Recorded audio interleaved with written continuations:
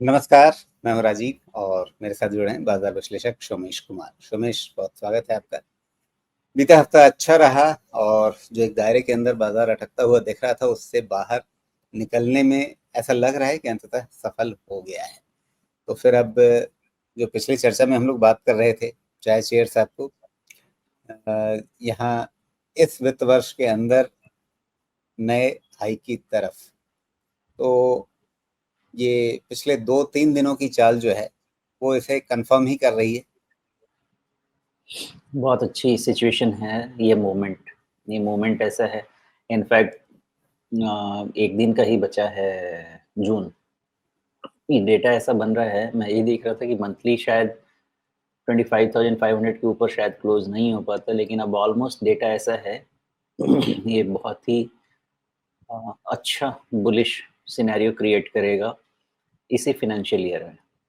और एक थोड़ा प्रीलिमिनरी एस्टिमेट मुझे ऐसा लग रहा है, FY27 थोड़ा 1 साल और आगे बढ़ लेते हैं। FY27 तक 30,000 हो जाना चाहिए निफ्टी, ऐसा लग रहा है। तो ये फाइनेंशियल तो नहीं, ये फाइनेंशियल में 27,500 के ऊपर कहीं पे भी मुझे रिस्क थोड़ा लगने लगेगा। लेकिन ये पूरी की पूरी तैयारी है ऑलमोस्ट 30,000 की, may be in span of 1.5 साल, 1.5 ईयर्स के आसपास आप समझे। जी, तो लगभग 20% की चाल आप कह रहे हैं यहाँ से 1.5 साल में। तो मतलब एक संतोषजनक चाल है, बहुत अच्छी चाल है, या मतलब जो भारतीय बाजार का इतिहास जैसा है उसके हिसाब से मतलब ठीक है, खुश हो लेंगे? नहीं, मैं तो कहूँगा ठीक है। एवरेज CAGR जो इंडेक्स का रहता है 12-13% का रहता है। तो पिछले 3 साल में भी वही एवरेज हुआ है, 10 साढ़े 10% का हुआ है। तो 2 साल मिला के फिर से अगर 20-25% का मिलता है, तो उस एवरेज के आसपास ही रहेंगे। जी, तो अब नज़र 30,000 पर रहनी चाहिए निफ्टी के लिए। अब मतलब 27,000, साढ़े 27,000 ये सब बीच के पड़ाव नहीं, अब सीधे आप कह रहे हैं कि अगला बड़ा टारगेट 30,000 का निफ्टी के लिए लेकर के चलें। उससे बहुत दूर नहीं होगा सेंसेक्स के लिए 1 लाख का टारगेट, क्योंकि अगर निफ्टी वहां तक पहुंच जाएगा 30,000 तक, तो कितने परसेंट की बढ़त हुई? लगभग 20% की, या उससे थोड़े से कम। अब 20% की बढ़त में तो सेंसेक्स भी 1 लाख पे पहुंच जाएगा। हम पहुँचना तो चाहिए ही, 1 लाख एग्ज़ैक्ट नहीं भी लगे तो आसपास तो पहुँच ही जाएगा। अभी जी, कितना बंद हुआ है? 99 के 84,000 चक्कर पे छोड़ कितना देंगे बना? क्या आप? 99 ऐसा नहीं है, 1 दिन तो होना ही है इसको, तय बात है। यहाँ से जी। 15% अगर ऐड भी करते हैं, 20% भी ऐड करते हैं, तो करीब 15,000 पॉइंट अगर ऐड हम कर लेते हैं, तो पहुँच ही जाते हैं ना। तो थोड़ा हम्म। ऊपर-नीचे करके हो सकता है, ये 2 फाइनेंशियल में पॉसिबिलिटी है। एक्चुअली जो रेंजेस बन रहे हैं ना, इनफैक्ट मैंने सेंसेक्स का भी डाला नहीं है मॉडल में, वो भी डाल के देखेंगे। जो रेंज बन रहा है निफ्टी का, वो 27,500 से लेके 30,000 का कोई रेंज बन रहा है।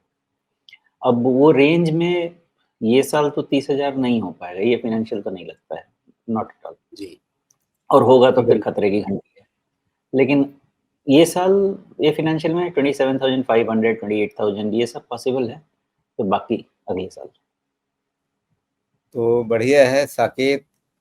शिंगरे जी को निफ्टी का अगला टारगेट चाहिए था, बड़ा टारगेट मिल गया है। अब उसी पर ध्यान दीजिए, लेकिन बीच में छोटे छोटे टारगेट क्या रहेंगे?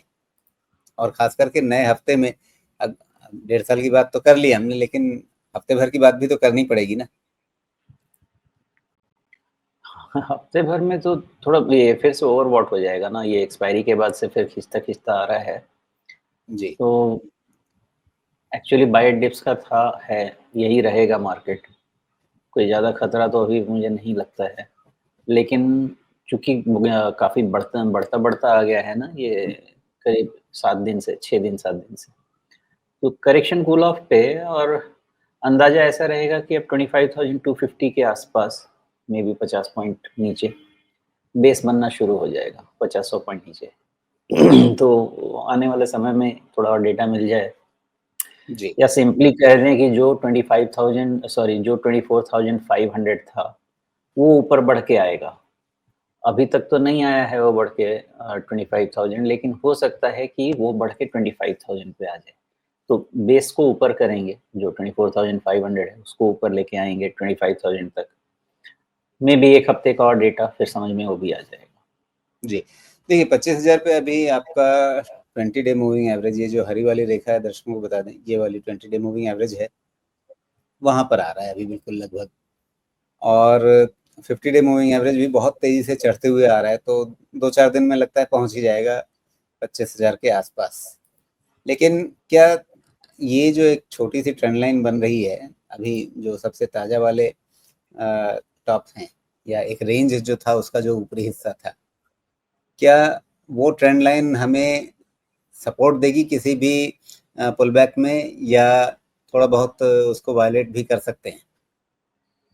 नहीं, होता है ना, थोड़ा थ्रोबैक होता है, ट्रेंड लाइन के नीचे होता है। तो ये ट्रेंड लाइन एक तो आपको बहुत अच्छा ब्रेकआउट बताता है, कोई डाउट नहीं है।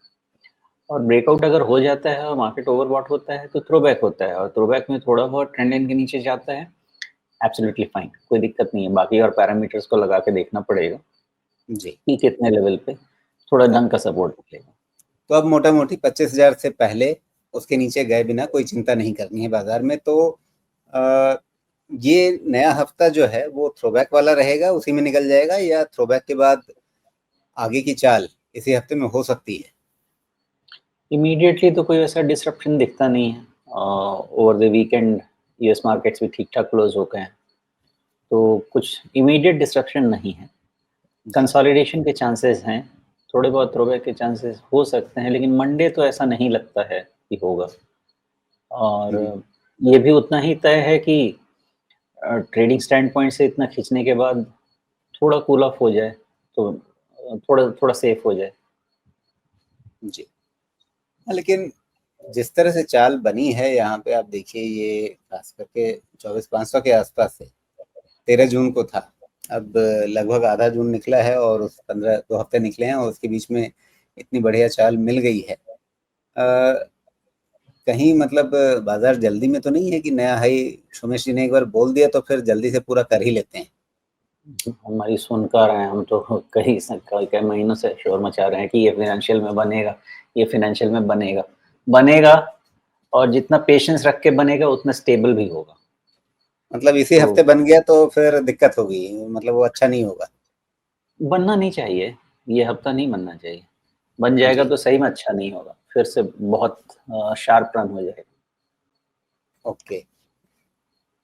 सही बात है, खड़ी दीवार मतलब चाहे शेयर में बने या निफ्टी में बने, कहीं भी मतलब बाद में तो दिक्कत करती ही है।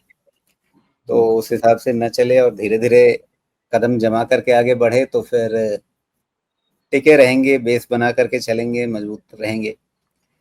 तो ये रहा मोटा-मोटा निफ्टी का हाल समाचार। ओके, तो इस बार हो सकता है कि थोड़ा-सा मतलब एक बार को आराम-आराम से चले। आप एक काम करेंगे? ज़रूर। निफ्टी, सॉरी, हाँ, अगर 1 मिनट के लिए हो सके, तो सिर्फ़ निफ्टी का बिना कुछ लगाए हुए, खाली वो जो लाइन चार्ट आप लगाते थे ना, वो वाला लगाइएगा। ये चाहते हैं। हाँ, हालाँकि इसमें पैरामीटर्स नहीं चाहिए थे, लेकिन कोई नहीं, इसको आप कोई बात नहीं, वी सारे पैरामीटर्स वी दिखा देते हैं, आपकी इच्छा। लीजिए, सब हट गया। एक बारी वीकली चार्ट में कन्वर्ट कीजिएगा इसको। जी। मैं एक्चुअली चाहता हूँ कि लोग देखें और समझें, और इससे फ़र्क समझें कि ये जो शो आपके साथ होता है इसमें, और 2 मिनट में सारा ज्ञान देने वाला, दोनों में फ़र्क क्या होता है। और हाँ, बस इतना काफ़ी है। ओके, थोड़ा-सा इसको वो कर दीजिए ना, ज़ूम आउट थोड़ा-सा। हाँ, बस। अब आप ना सब कोई थोड़ा-सा ध्यान से आप 2021 के बाद के पैटर्न को देखिएगा, ओके? इस चार्ट पे कोई पैरामीटर कुछ भी नहीं लगा हुआ है, इट्स प्लेन पैटर्न, ओके? 2021 के बाद जो 2022 का डिप है, और उसके बाद 2023, ये पूरा आपका रिकवरी देख रहे हैं ना? और एक उसके बाद फाइनल डिप आया है, लेकिन उसके बाद की आप रिकवरी देखें, ओके, जो 2023 के जस्ट बाद का फाइनल डिप है उसके बाद का रिकवरी देखिए। अभी जो मैंने अब इसकी पूरी बात कहानी, करें आप, हाँ, यहाँ से हाँ, यहाँ हाँ। इसकी बात करें।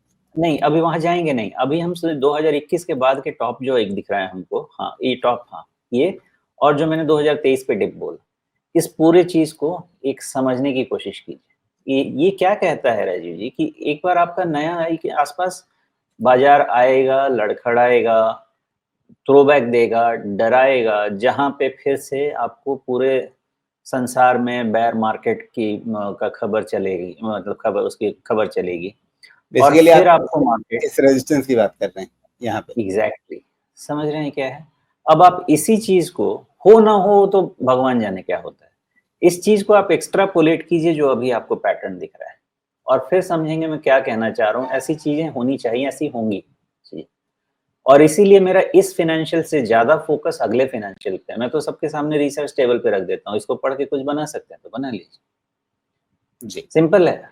खाली इसमें क्या है, आपको ढंग से देखना है इस पैटर्न को। इस फ़ाइनेंशियल से ज़्यादा अगला फ़ाइनेंशियल क्यों इम्पोर्टेंट है, ये पूरा का पूरा पैटर्न रीड कीजिए। तो अगले फ़ाइनेंशियल में 30,000 नहीं होने का मुझे रीज़न समझ में नहीं आता। अगेन, पेशेंस की है। अब उसको आलसपना कह लें आप, व्हिच इज़ फाइन, लेकिन वो की है। जी। चलिए यहाँ पे एक नए टूल का इस्तेमाल करते हैं और उसको देखते हैं कि क्या है मामला। वैसे ये मेरे लिए टूल नया नहीं है, मैं इसे काफ़ी पहले से यूज़ करता रहा हूँ, लेकिन इस शो में मैंने इस टूल को बहुत ज़्यादा इस्तेमाल नहीं किया है। ये एक्सटेंशन टूल है, फिबोनाची बेस्ड ही है, या अगर हम भारतीय परंपरा से कहें तो पिंगल का जो गणित है उस पर आधारित है। अब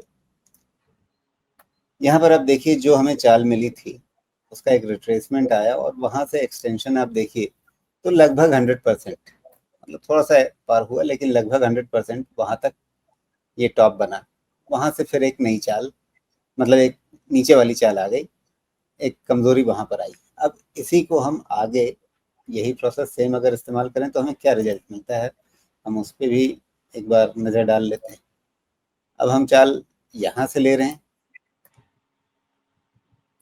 और अब इस पर आते हैं, तो अब ये देखते हैं कि इसका 100% हमें कहाँ मिलता है या आगे कहाँ जाता है।